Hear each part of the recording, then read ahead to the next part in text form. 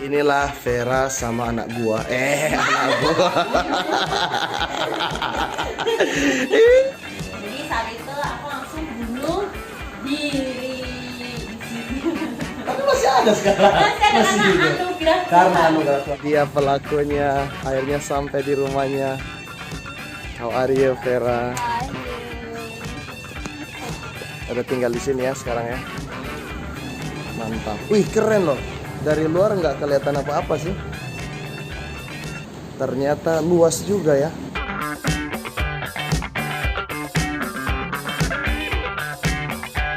Halo guys, hari ini gue ada di rumahnya Vera. Pengen bikin vlog dengan Vera. Feeling good, like a shit. So kita naik rumahnya Vera.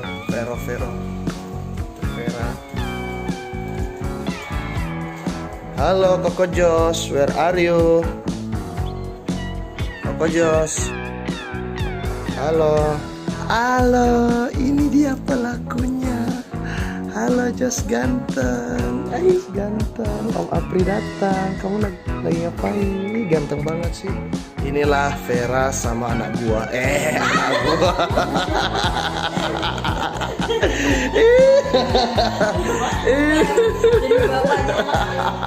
Terlalu ganteng buat saya ya. Terlalu ganteng buat saya. Ya Koko ya. Ya Koko ya. Aduh, cakepnya kalian lihat. Mukanya kayak saya.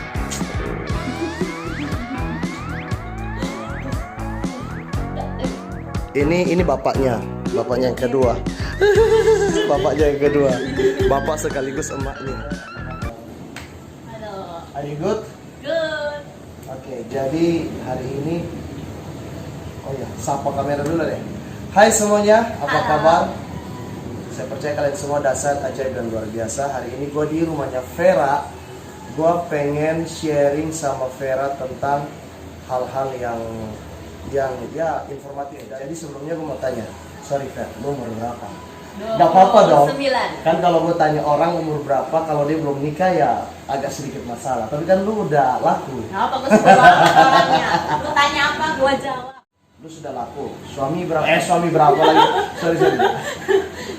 Anak lu, gak boleh. Satu aja cukup. Ya, di dalam Tuhan harus satu saja suaminya. Oke. Anak masih satu ya. Oke. Satu aja cukup. Ya, ini sudah. Ya, puji Tuhan, Vera kemarin tinggal di Kelapa Gading sama mantan pacarnya, yaitu suaminya. Benar kan mantan pacar kan? Ya benar.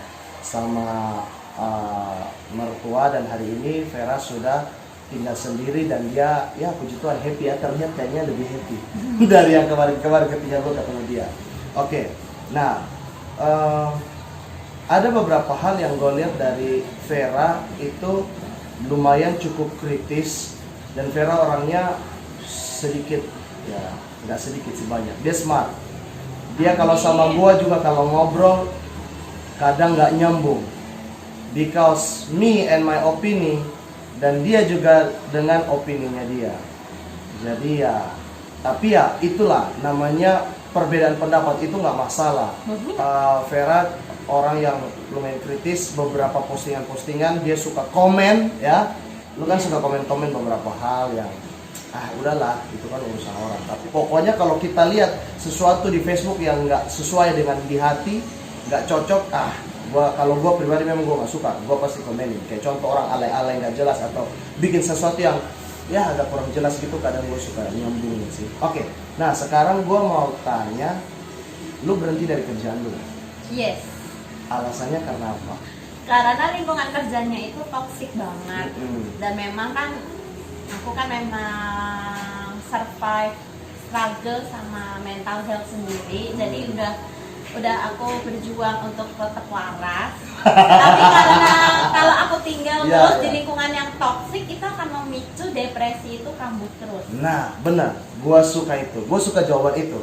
Banyak orang jawabannya terlalu naif ya, jawabannya frontal ya. Jadi dia memang benar-benar nggak suka dengan keadaan lingkungannya yang memang toksik. Memang banyak orang kerja meskipun toksik keadaannya, lingkungannya, dia tetap hajar aja. Tapi masalah mental health itu sangat-sangat serius loh. Sangat penting. Sangat penting. Nah, menurut lu sendiri, kenapa masalah mental health itu sangat serius sampai-sampai lu rela merelakan pekerjaan lo.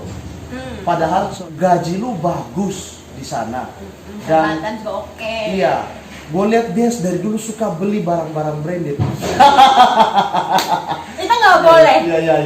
Lebih baik uangnya Ya. sumbangin ke pedalaman. Ya, tapi lu berani merelakan pekerjaan itu demi sesuatu yang lebih penting ini. Nah, kenapa? What is the reason? Karena kalau misalnya kita menjadi toxic people, otomatis kita bakal merugikan orang lain yang ada di sekitar kita. Ya. Terus kan ada firman Tuhan berkata bahwa hati yang gembira, hati yang gembira adalah obat yang Manjur. mujarab, yang manjur. Jadi kalau misalnya kita stres terus, kita depresi terus, itu kan berarti kita undang penyakit dong ke dalam diri kita.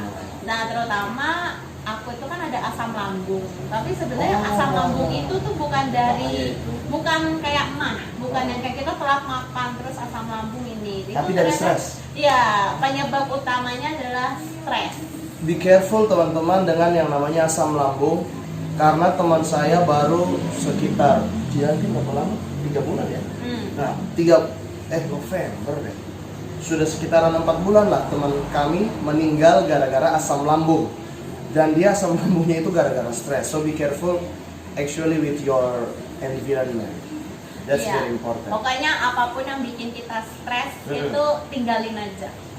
Gue setuju. Iya, masalah kerjaan jangan takut. Kalau kita berdoa, kita berusaha, pasti ada rezekinya. Ada rezekinya. Buktinya udah laku. Anaknya udah, suaminya wah keren. Pokoknya suaminya ganteng, 10 kali lipat lebih ganteng dari saya. Dan sekarang lu kerjanya online shop ya. Oke. Gue sebenarnya agak sensitif kalau nanyain orang kerjaan. Cuman karena gue udah kenal lu dekat ya kan, dan gue tahu what you do hari-hari ini dan selama ini, ya nggak apa-apa lah gue bahas. Sebenarnya menanyakan pekerjaan orang dan gaji orang juga itu nggak sopan sebenarnya, nggak boleh. Ya, itu menurut gue sih ya. Gaji. Kalau pekerjaan boleh. Kalau pekerjaan, kalau orang itu lagi sensitif kita tanya, itu namanya kita ngajak tawuran. Oke, so tapi lu sekarang kerjanya by home aja ya? Di rumah. Di rumah. What you do actually? Apanya? Ya maksudnya lu ngapain? Ya cuma online shop aja Online sama shop. ibu rumah tangga. Ya. Tapi dari online shop aja udah lumayan ya. Dia juga udah penghasilannya bagus dan dia tenang, yang penting happy ya. Ya. Yang penting happy kan. Nah, jadi memang Vera ini termasuk salah satu orang yang sekali lagi sangat concern dengan hal-hal mengenai mental health. That's right. Tentang hal-hal yang edukatif dan juga hal-hal yang mengenai parenting. Karena gua sempat suatu hari baca status lu tentang banyak orang itu maksain diri buat mau nikah padahal dia belum siap untuk menikah because nanti kasihan di Anaknya. tolong dibahas ya, karena sejujurnya kadang gue sebel ya, setiap kali orang ketemu selalu nanya Tapi kapan nikah? iya always. Nah, tapi maksudnya gini loh, banyak orang itu cuman pengen cepat-cepat nikah atau kawin tapi dia nggak kasihan apa sama anaknya. Nah, maksud lu apa? Maksud aku itu try to explain. kita semua itu kan pasti punya pengalaman pribadi dengan orang tua kita, terutama pengalaman-pengalaman yang menyakitkan, yang bikin kita kepahitan. Nah, Just like ya mungkin waktu kita masih kecil orang tua kita kasar sama kita, orang tua kita cuek atau bagaimana lah, pokoknya kalian anak-anak muda pasti semuanya ngalamin dan semuanya tahu gitu. Nah, kebanyakan hal itu menjadi lingkaran setan buat kita, dan karena kita belum membereskan diri kita sendiri, jadi kita akan ngelakuin hal yang sama yang kita nggak suka dari orang tua kita ke anak kita. Jadi itu kan nggak berhenti gitu. So maksud lu, gue tambahin supaya ini artinya orang tua memperlakukan kita seperti apa, kemungkinan besar kita juga akan memperlakukan itu ke orang tua. Iya, karena kebanyakan orang itu bukannya repent, tapi repeat. Tuh dengar guys, banyak orang nggak repent itu maksudnya bertobat. Banyak orang nggak bertobat, repent, tapi repeat, mengulangi, nggak bertobat dari kelakuannya atau nggak belajar dari pengalaman dia mungkin dengan his parent, maybe tapi malah repeat, artinya mengulangi apa yang orang tuanya lakukan. Nah itu juga yang sejujurnya gue takut terjadi dengan anak gue nanti. Nah tapi apakah itu penting banget? Itu penting banget dong. Penting, karena banyak orang berpikir gini, lebih baik gue cepet kawin di umur 20 istilahnya.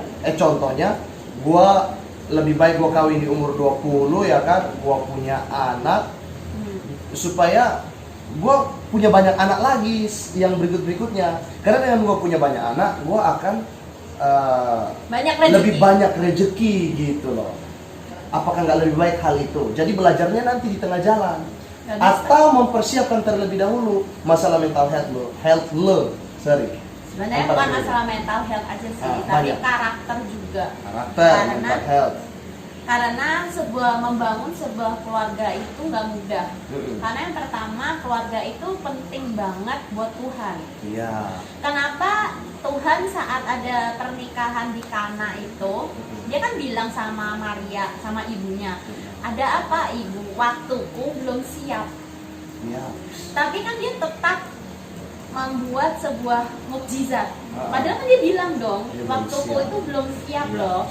Tapi dia tetap membuat mukjizat, bikin anggur dan anggur yang terbaik. Karena menurut Tuhan itu pernikahan itu sangat penting.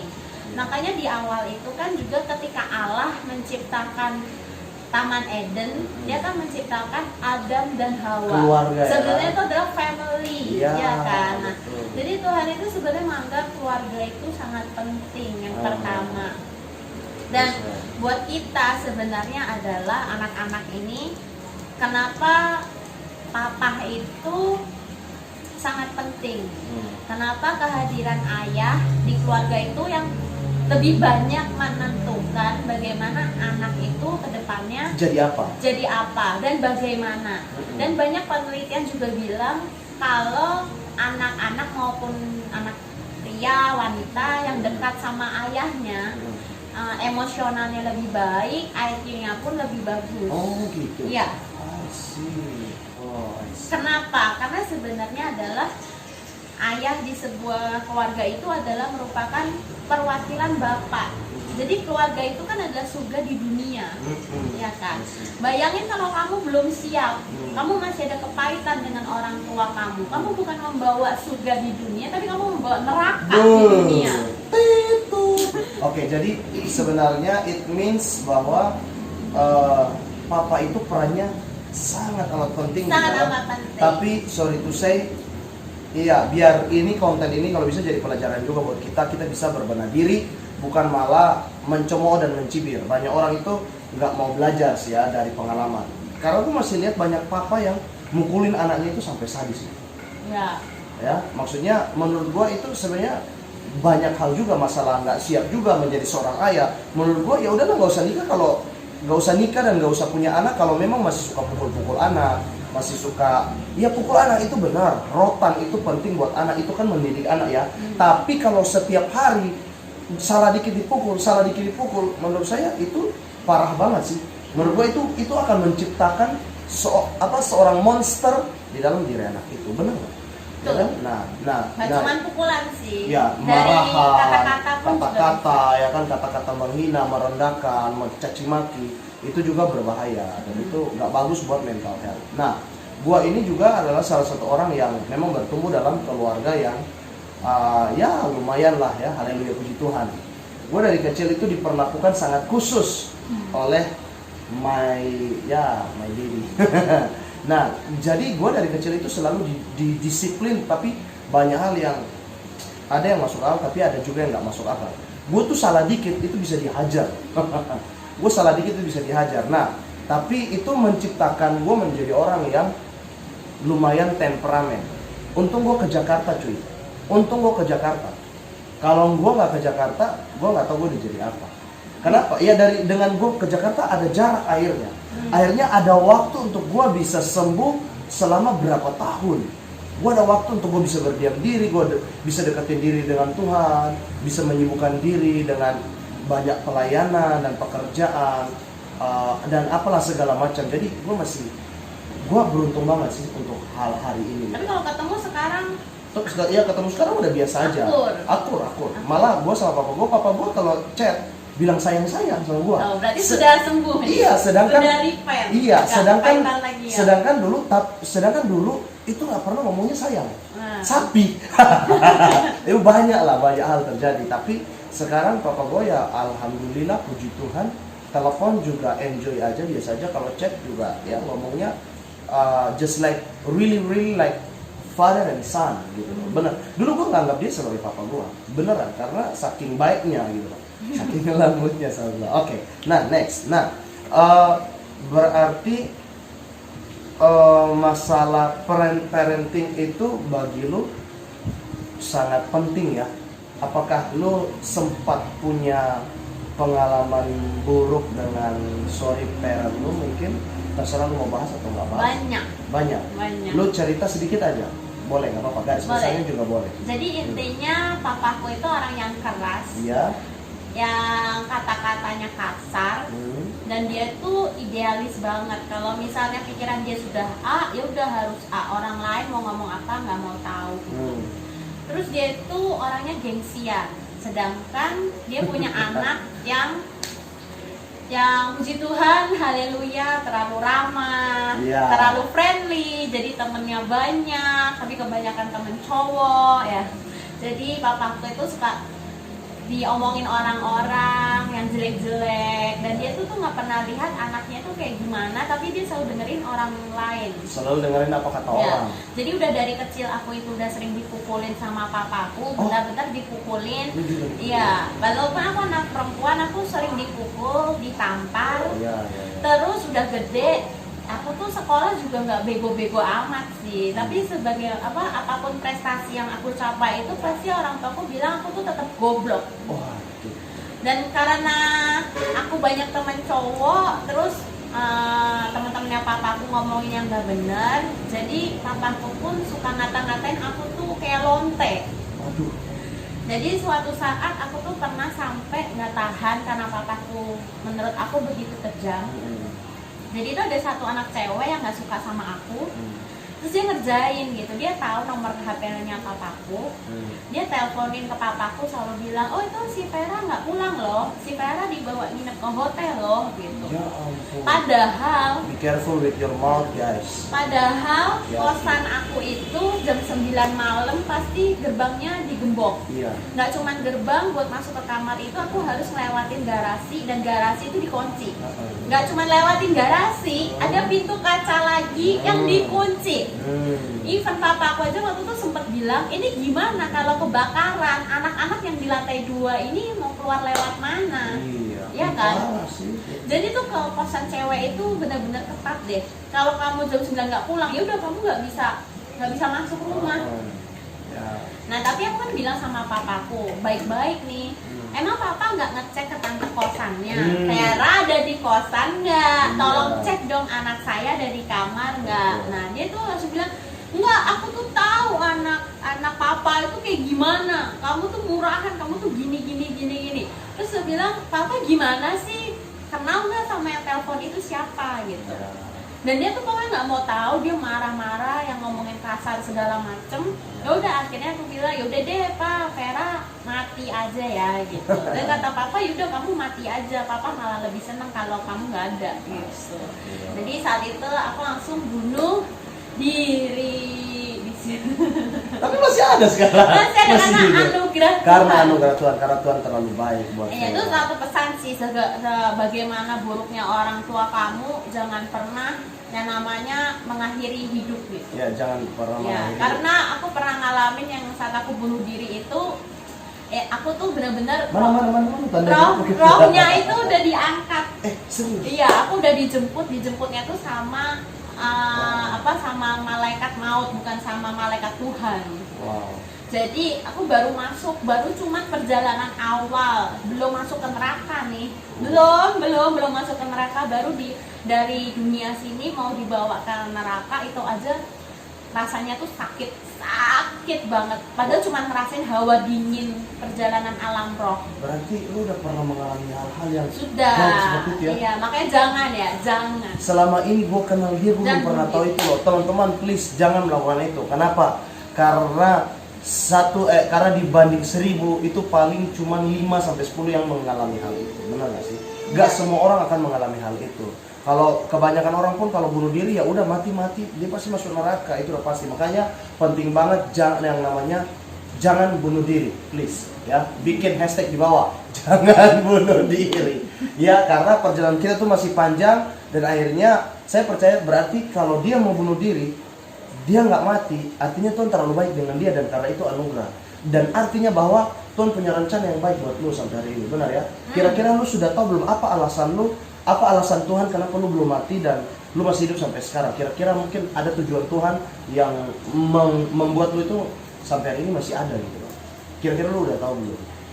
Kalau dari yang aku rasain itu, aku selalu ketemu orang-orang yang mereka itu emang butuh kasih sayang, butuh perhatian. Untuk itulah channel ini ada. Channel ini akan banyak. Di channel ini adalah channel khusus untuk masalah edukasi. Edukasi itu bukan cuma buat anak-anak doang. Sebenarnya edukasi itu butuh buat orang tua, yang dimana orang tuanya suka mukul anak-anaknya. Edukasi ini juga penting untuk banyak orang supaya jangan suka membuli. Anyway, boleh tonton video yang di atas tentang kenapa tidak boleh membuli, dan tentang bunuh diri, tentang mental health, segala sesuatu yang begini. Zaman sekarang ini sudah banyak yang diabaikan. Padahal ini sangat penting ya, ya. Karena di firman Tuhan juga tertulis bahwa di akhir zaman kasih kebanyakan orang akan makin pudar, akan menghilang. Nah, kenapa? Masalahnya itu di mana? Lu tahu nggak masalahnya di mana? Gue tahu masalahnya di mana. Boleh nanti lihat di Maleaki, nanti gue tulis kasih seorang bapak kepada anak-anak itu hilang, dan kasih anak-anak kepada bapak itu juga hilang. Jadi inilah akibatnya Tuhan mau memusnahkan bumi. Bapak dengan anak selalu nggak cocok. Bapak membenci anak, anak membenci bapak dari dulu, kebanyakan dari dulu. Nah, untuk itulah channel ini ada, supaya ya sekiranya mungkin kalau bisa banyak orang bisa mendapatkan hal yang sangat informatif seperti ini, dan bahkan kalau bisa dia minta maaf sama anaknya atau mungkin anaknya kalau dia terlalu songong sama orang tuanya, dia harus minta maaf dan dia harus jadi anak yang baik gitu. Ya, lu pernah nggak sih cerita gitu ke siapa kan? Aku cerita kebanyakan, kan aku konselingin anak-anak muda banyak. Oh gitu, ya. So jadi, oke, gue ngerti satu hal. Vera itu, setiap orang itu pasti punya story-nya masing-masing, punya background-nya masing-masing. Gue juga punya story.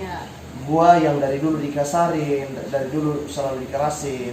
Gue itu dari kecil sudah mengalami yang namanya kekerasan. Dan banyak hal, dan itu sejujurnya dulu sangat memahitkan hidup saya. Orang yang nggak kenal saya, orang cuma ngomong bilang April itu orangnya bla bla bla. They never know about our background gitu ya. Sampai mereka sudah ikutin podcast mungkin. Gue itu ngerti banyak orang itu sejujurnya ketika melihat ada interview seperti ini. Ada podcast baru gue, oh background jadi seperti itu. Untuk itu kita mesti tahu, dan kita mendoakan orang itu bukan malah kita mencaci, menyumpahi dan sebagainya.